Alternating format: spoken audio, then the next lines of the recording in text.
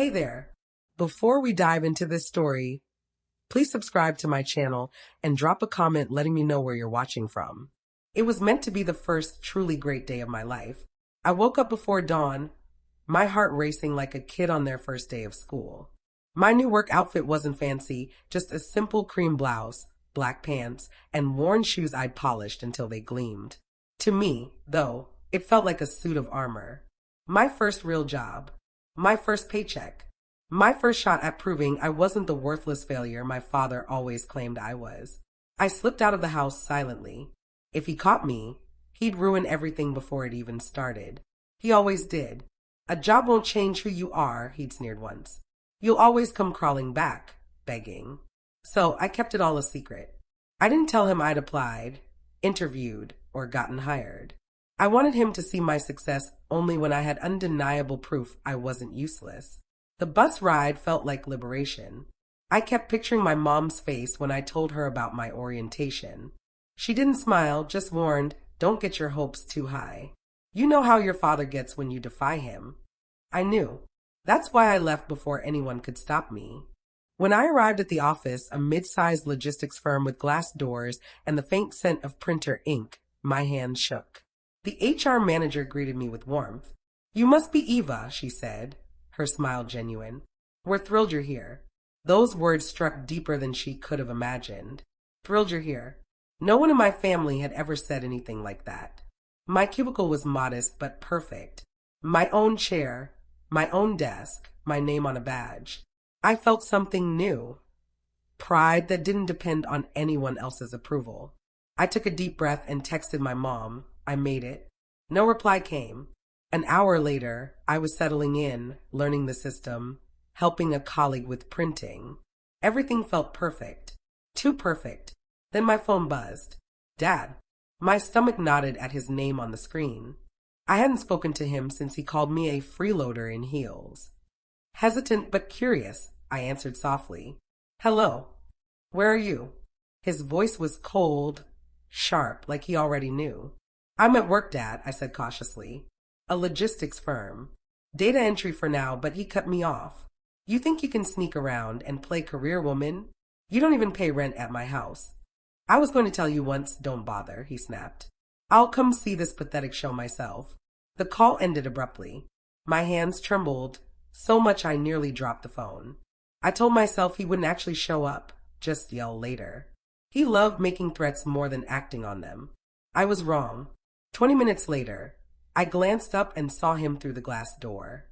My father, in his worn brown jacket, striding like he owned the place. "Eva," a co-worker whispered, "do you know that guy?" I'd barely nodded before he burst through the door, ignoring the receptionist's protest.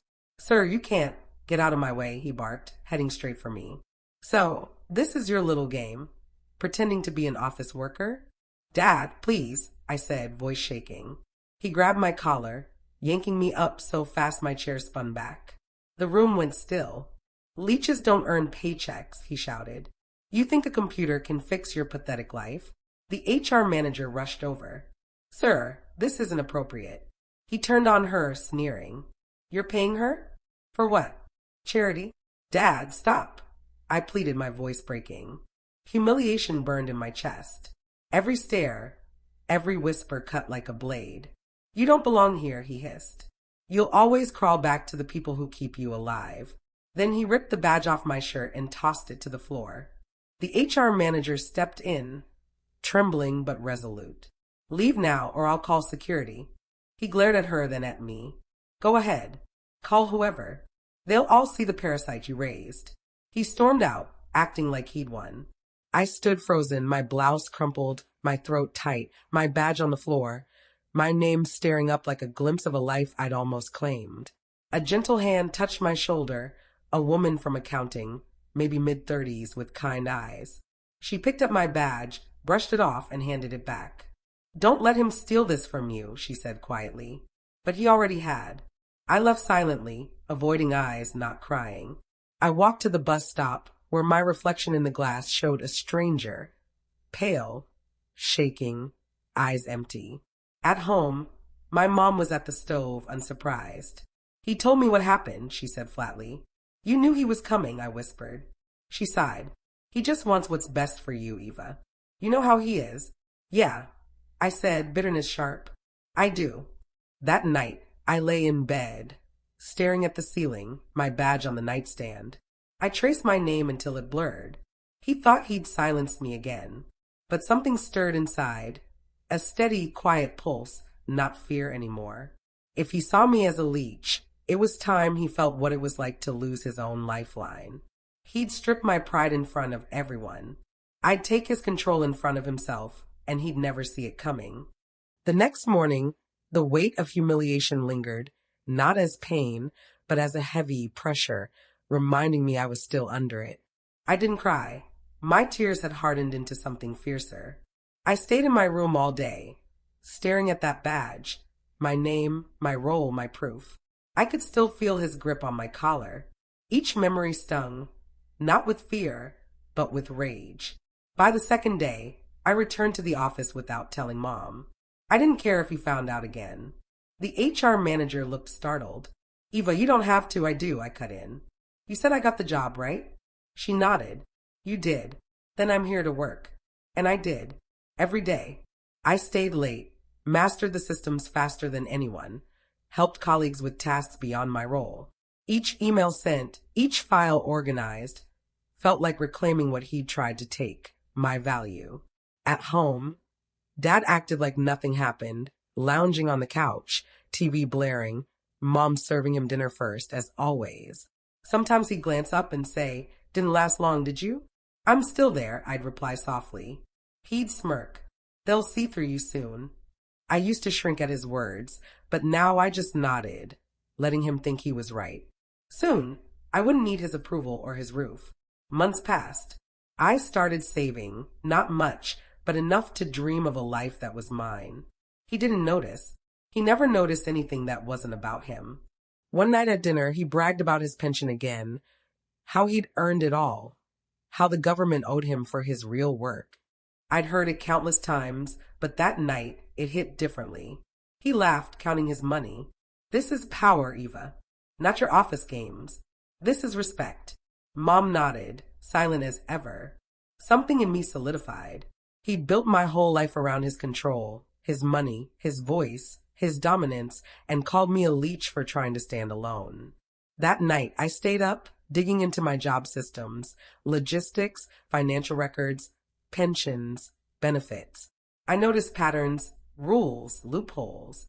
Then, in a record log, I saw his name, same address, same birth date, same smug income that fueled his cruelty. My pulse quickened.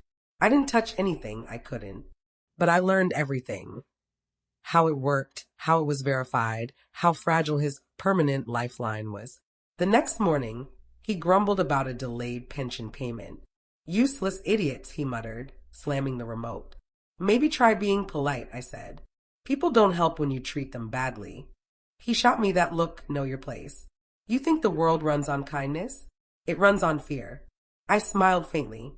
"Maybe your world does." He didn't get it. He never did.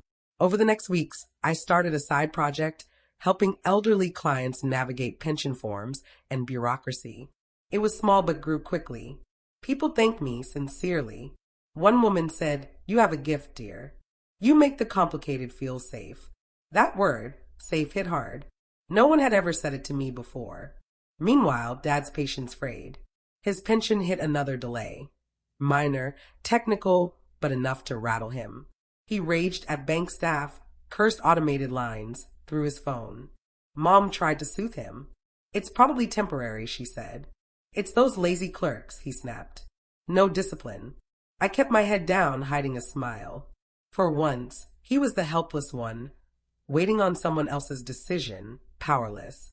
And I hadn't done a thing. At dinner, he glared at me. "You look pleased with yourself. What's so funny?" "Nothing," I said, folding my napkin.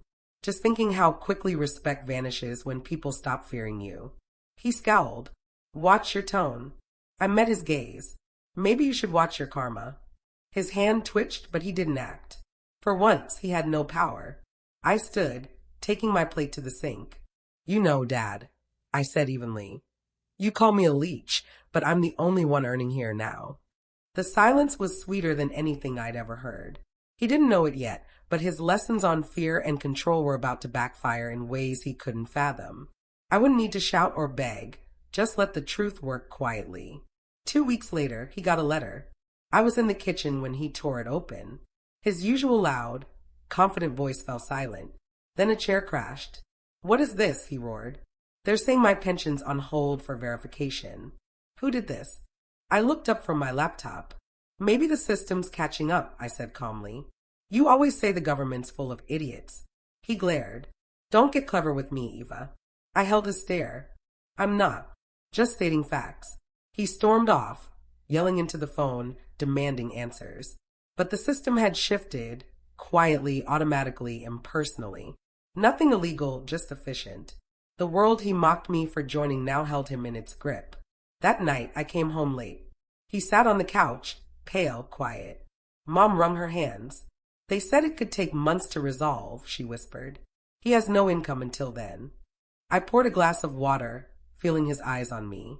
"You think this is funny," he said slowly. "Seeing me like this?" I turned, setting my glass down. "No," I said. "I think it's fair. You dragged me out of my job like I was nothing. You told everyone leeches don't earn. You made sure I'd never forget that shame." I stepped closer. "Now you'll feel it too. Needing something and realizing the only one who can fix it is the one you tried to crush." His lips parted, but no words came. Mom started to speak, but I stopped her with a glance. "I'll help him eventually," I said. "But first, he needs to feel what he made me feel." I walked away before he could respond. A week later, I moved out, not far, just enough to breathe. My savings covered a small apartment near work. My company promoted me to assistant coordinator. I sent Mom a little money each month, not out of obligation, but to prove I could be better than them. Sometimes, passing the pension office, I'd see men like him, angry, red-faced, convinced the world had betrayed them. I'd think, no, you just ran out of people to blame. He taught me fear controls people. I learned silence, used well, controls outcomes. Every paycheck I cashed brought a smile, not because I'd hurt him, but because I'd stopped letting him hurt me. That was my true revenge, not taking his pension, but reclaiming my power. Please subscribe to my channel and let me know in the comments where you're watching from.